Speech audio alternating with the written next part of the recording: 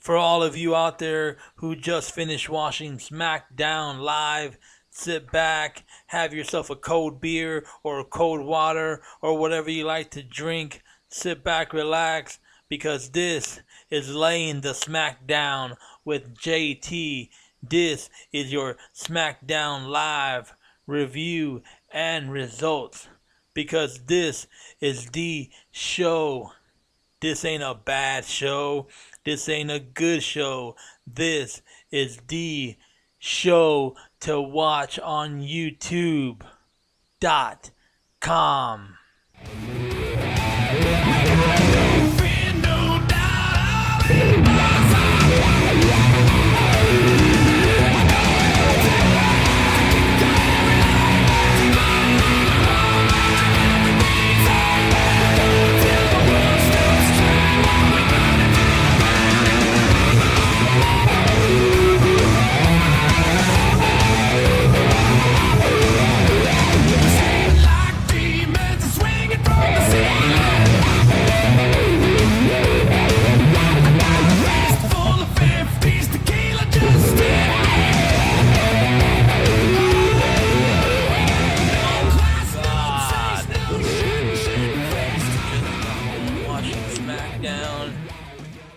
And right after that, I just got done watching Ring of Honor.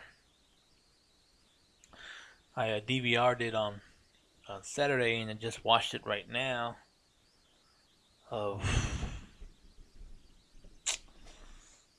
Okay.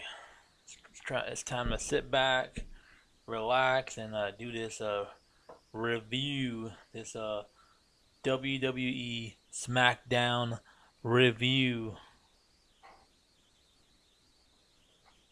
You believe that shit?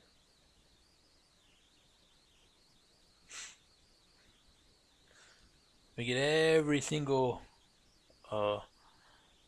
wrestler from Raw to show up in Invades SmackDown, and Shane McMahon comes out with like half the locker room. That's ridiculous. I don't know what's worse, Shane McMahon coming out with half the locker room, or Brock Lesnar not even showing up, period. Where the hell was Brock Lesnar? Why doesn't he show up for the SmackDown invasion? And why wasn't he there when SmackDown invaded Raw? That's ridiculous. That is redonkulous.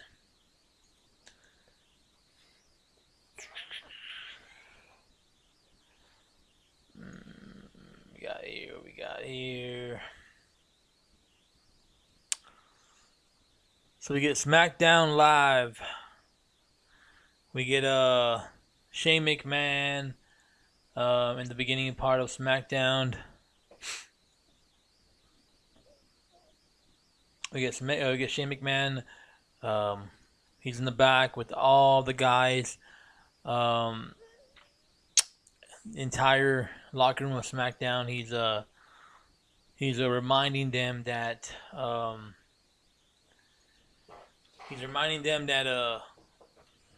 Raw is gonna invade SmackDown today because well, it's that time, you know.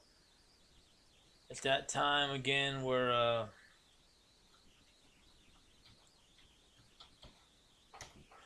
Raw has to prove to SmackDown that they are the dominant show. They are the A show, the flagship show. So Shane's in the back. He's telling the guys, you know what, guys, be on your best guard. SmackDown is Raw is gonna invade SmackDown. We know the Shield is gonna show up and possibly beat the crap out of New Day for costing them the tag team championship belts. He's telling the guys that he's trying to get them all pumped up for Survivor Series. He's letting them know that, you know what, we need to win. We need to win this Survivor Series match because we need to prove to Raw that we are the A show. From what I saw today, SmackDown ain't the A show. The only thing SmackDown is good at doing is getting their asses whooped.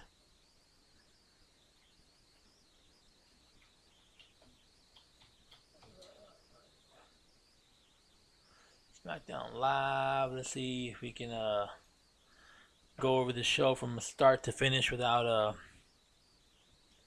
putting everybody and including myself to sleep as well. So we got here. We see the WWE Raw roster laid waste to SmackDown Live.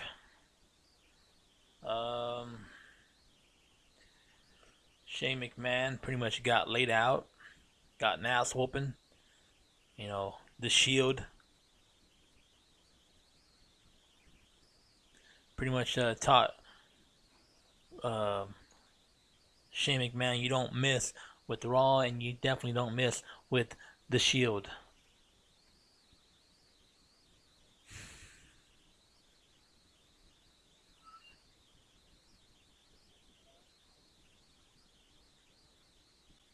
Yeah.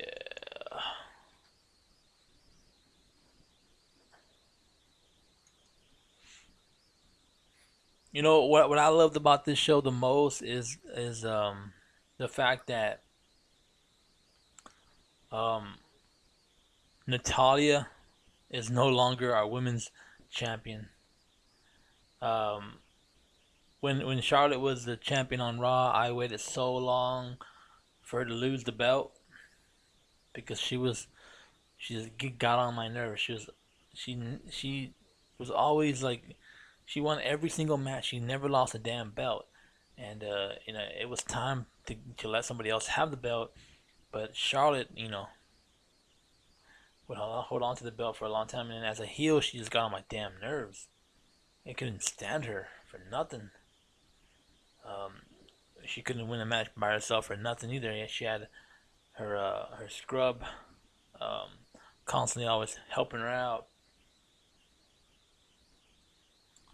Um, so, anyways, so I guess my favorite part of SmackDown tonight, besides the Shield showing up, was you know Natalia losing the belt because as of today, I just got tired of seeing her. You know she's not a good champion. She doesn't really represent SmackDown that well. She's annoying as hell, and I don't think anybody wanted her to win the belt. I honestly don't even know why they gave her the belt. You know, I liked Natalia back in the day when she was, you know, when she first showed up, but just lately she's been real annoying. Um, so this is the final show before Survivor Series. Um, you know, everyone in the back is talking about how Kurt Angle is planning on striking back. Ever since he's gotten threatened by Stephanie McMahon, she threatened to fire him if he didn't, you know, show her something. You know, um,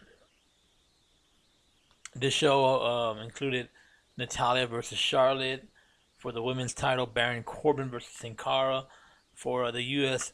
Championship, The New Day versus Sami Zayn and Kevin Owens, and the return of Daniel Bryan after being attacked by Kane. Um, so it was a pretty good show. A lot of excitement uh, to go and see. Um,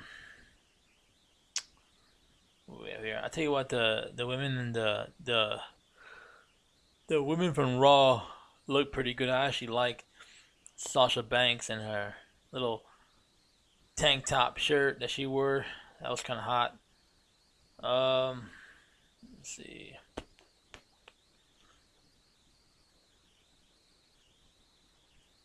Let's see here. Damn, Charlotte does look good with that belt. Let's see what we got here. Trying to start from the beginning over here. Trying to find the right stuff to talk about here and there.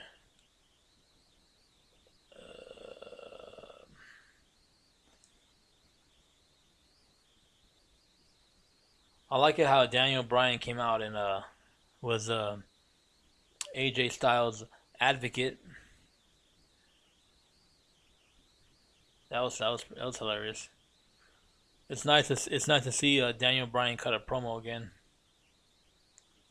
I really wish that WWE would let him wrestle again, but that's not gonna happen.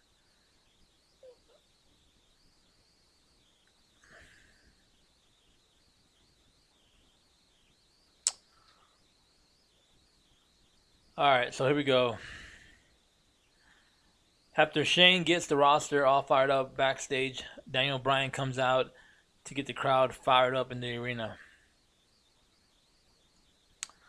Bryan says he didn't agree with the invasion of Raw and expects a counterattack tonight.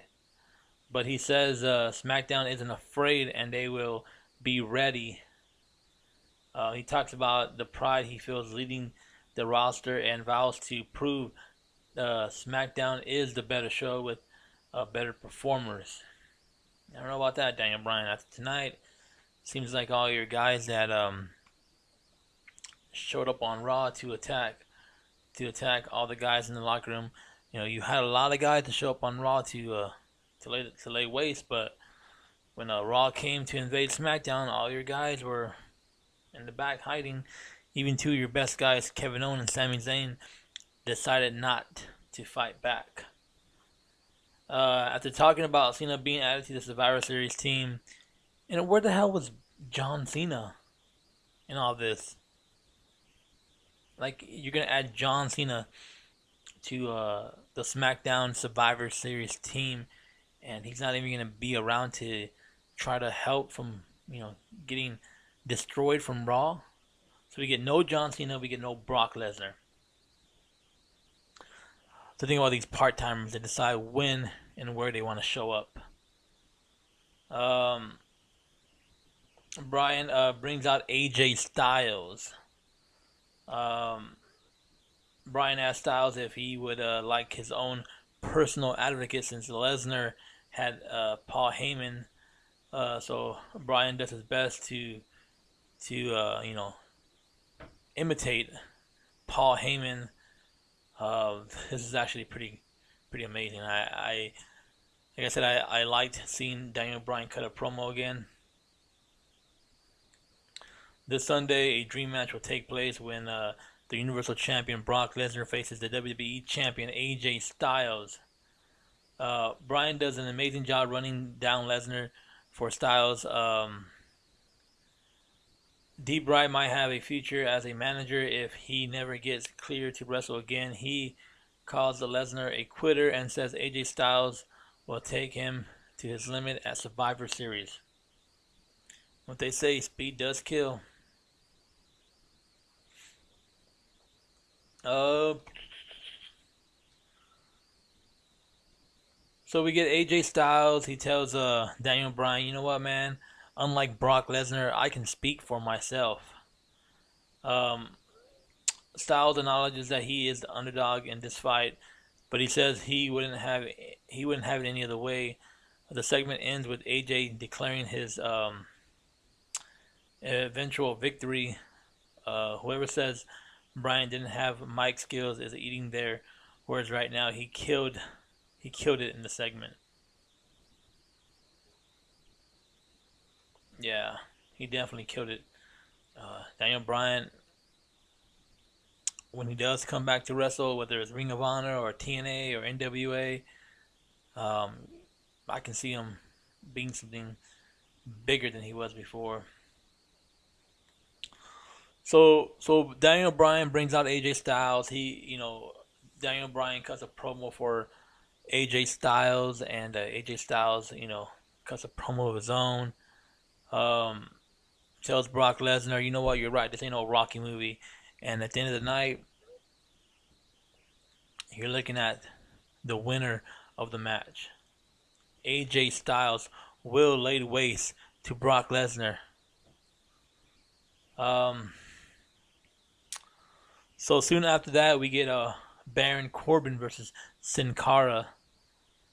I don't understand what they're doing with Sin Cara and Kalisto, and I don't understand why they broke them up to begin with. They should just put them back together. They're wasting them. Like, nobody wants to see Sin Cara versus Baron Corbin. I don't want to see Sin Cara versus Baron Corbin. When they first came out, they were cool, but now they're just boring. Um, so the match starts. They lock up, and Sin Cara takes Corbin down with a head scissors. He gets in a few chops and a springboard arm drag. He sends Corbin out of the ring as well as you know kicks him in the head. Um, Bar- uh, Baron Corbin takes control of the situation. He levels Sin Cara with a running right. Um, he levels Sin Cara with a running right hand before the Luchador unloads with some punches and kicks of his own. He clotheslines the Lone Wolf out of the ring and takes him down with a suicide dive. A springboard crossbody gets Cara a quick 2 count. Um, Corbin plants um, Corbin plants on with a deep six for his own near fall. A moonsault from the second rope to the outside gives Sin Cara the advantage, but Corbin ends up hitting him with end of days to get the win. There you have it. Baron Corbin retains his championship belt. I mean, did we actually think that Baron Corbin was going to lose to Sin Cara? I mean, it made no sense. It made no sense when Kalisto beat Enzo Amore, but I can't believe we're still going to get that match. It's ridiculous. I'm over Enzo Amore versus Kalisto, and I'm also over this match, Baron Corbin versus Sin Cara. All right, dude, like just be gone already. I thought he was injured to begin with.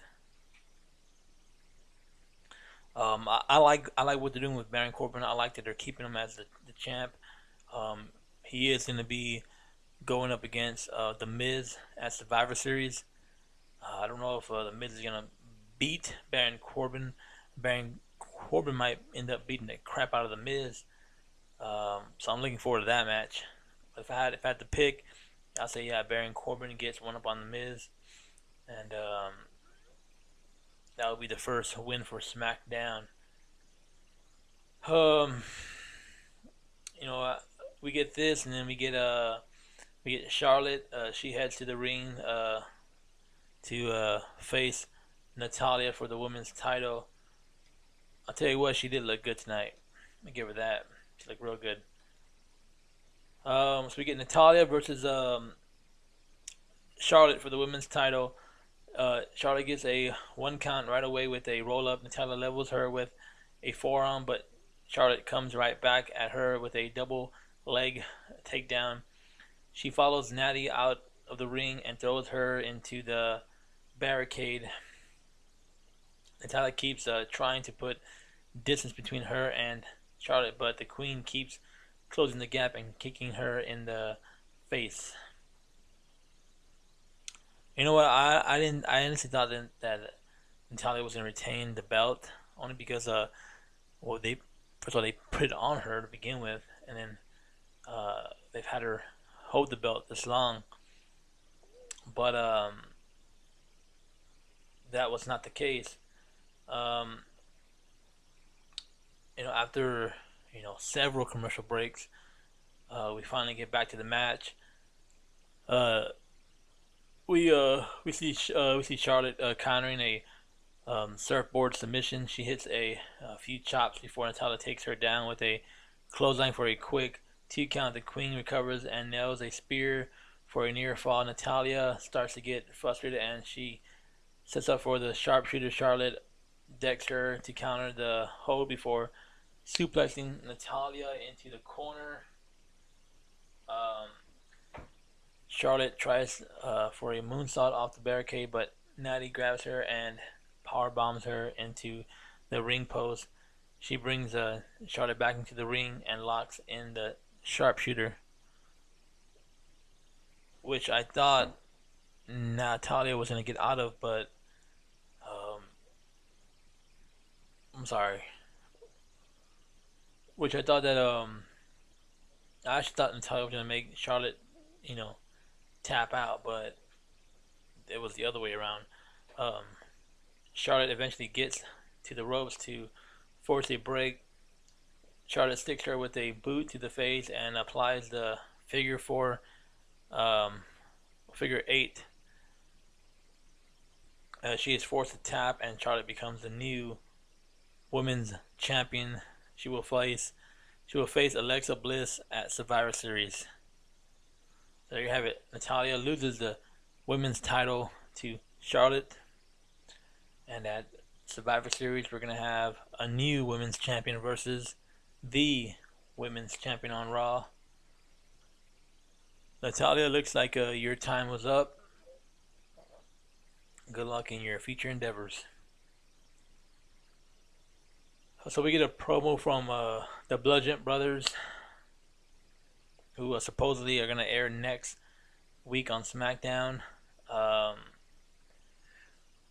you know, all I can say is they look good. Hopefully, when they do debut, they don't let us down. They don't come out strong and start coming out weak. If they do come out, let's not make them job out to every single match. Hopefully, they come and destroy. So then we get Jimmy Uso versus Shad Gable. Shad Gable, he looks like he's doing a little better for himself than his old partner who got pedigreed on Raw. Looks like he's being buried, and this one's actually Chad Gable's actually moving up in the ranks over here. So we get the match. So the match starts. They lock up, and Jimmy backs Gable to the corner for a few hard rights, hands to the face. He knocks Gable right out of the ring and uppercuts. Shelton provides a distraction to Gable. Then Shad gives Jimmy a knee to the face, and gives him a leg whip. And then from there, he just takes control of the match, crippling him. Can't even walk anymore. You know, Gable pretty much destroys the knee of Jimmy, the former Olympian, and climbs to the top of the rope for a moonsault. But he has to land on his feet when Jimmy moves. Uso kicks him in the leg to get a little payback. He unloads it with a series of strikes and Samoan drops. Gable hits a rolling kick and throws Jimmy into the middle rope. He has some words with Jay, who chases him back into the ring. Jay takes out Benjamin, and the distraction allows Jimmy to take out Gable with a super kick to get the win. And there you have it. Jimmy Uso defeats Chad Gable. I'm sure next week on Raw, on SmackDown, we're gonna see, you know, Jay Uso versus Shelton Benjamin. That's usually the way it works sometimes. Nothing interesting about that. I'm not a big fan of Chad Gable and Shelton Benjamin, but that's all we got, right, as far as tag team. So we get the best friends against the world over here. Zayn and Owens are shown complaining about not having a spot on Survivor Series card backstage, back in the arena. The New Day, they're saying that they keep on saying that New Day shouldn't be the ones facing the Shield. They should, but you know what? After what they pull on SmackDown, backing down from the Shield and leaving, they don't deserve to be on Survivor Series. Anyways, they deserve to be sent home like they got sent home last week. So good job, Kevin Owens and Sami Zayn. Taking the easy way out like always.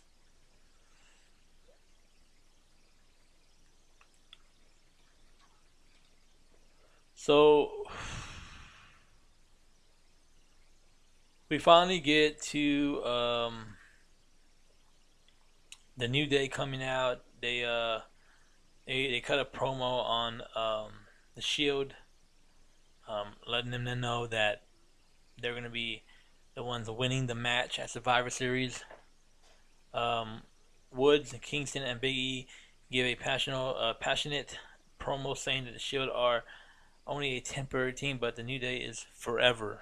Yeah, we'll see. I can see Big E turning heel pretty soon. That's what I can see. Um, so this brings us to the New Day versus Owens and Zayn. Sammy and Woods start the match. Zayn throws his shirt at Xavier before putting him in a headlock and knocking him down with a running shoulder. Woods responds with a head scissors takedown. He brings Zayn into the corner for the Unicorn Stampede. KO tags in, but was able to keep the upper hand. He tags in Big E for a double team combo. Owens takes Woods out of the ring and hits a big finisher on the floor to take control. As we see the New Day, um, you know, getting their asses whooped. Um, so Owens keeps Woods grounded in the headlock. In the headlock, Woods gets free, but KO tags in Sammy to get him isolated. Big E gets the hot tag and starts hitting power moves to both opponents. As Big E gets ready to finish the match, we get none other than the Shield music hits and the Raw roster appears in the crowd. New Day, KO, and Sami Zayn stand side by side in the ring. So we finally get what we've been waiting for the last 4 weeks. We get the Shield to come out and retaliate against the New Day for costing them their tag team championship belts and for talking all that shit. We get Roman Reigns, Seth Rollins, and Dean Ambrose wearing a half Raw and a half Shield T-shirt, which I want to buy.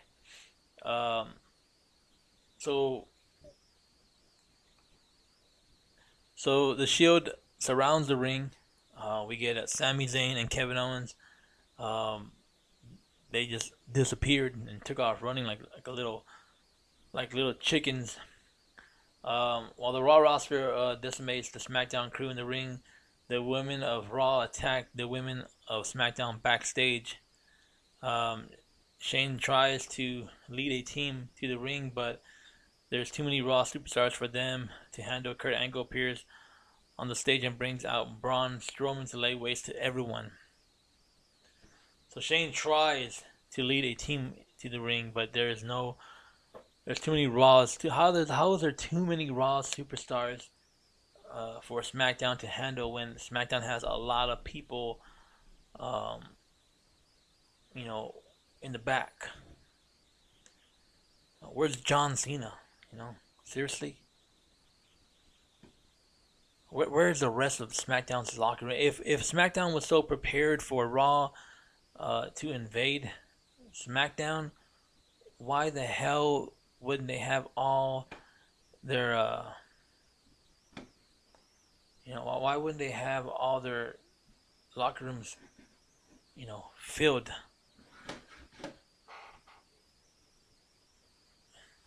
That's what I don't get. In the beginning part of this program. Warning alert, malicious pornographic spyware is square detected. Error number 0xX90025. Please call us immediately and mention number. Do not ignore this critical alert. If you close this page, your computer access will be disabled to prevent further damage to our network. Your computer has alerted us that it has been infected with a pornographic spyware and riskware. The following information is financial data, Facebook logins, credit card details, email account logins, photos stored on this computer. You must contact us immediately so that our expert engineers can walk you through the removal process. What the hell? My computer decides it wants to crash in the middle of a review. You're kidding me, bro. Protect your identity. Please call us within the next 5 minutes to prevent your computer from... That's weird. Just trying to like do this review, and my computer decides that it wants to just, get a virus at the last minute. That's about fucking right. Oh, don't you just hate it when technology fails on you? So, anyways, there you have it.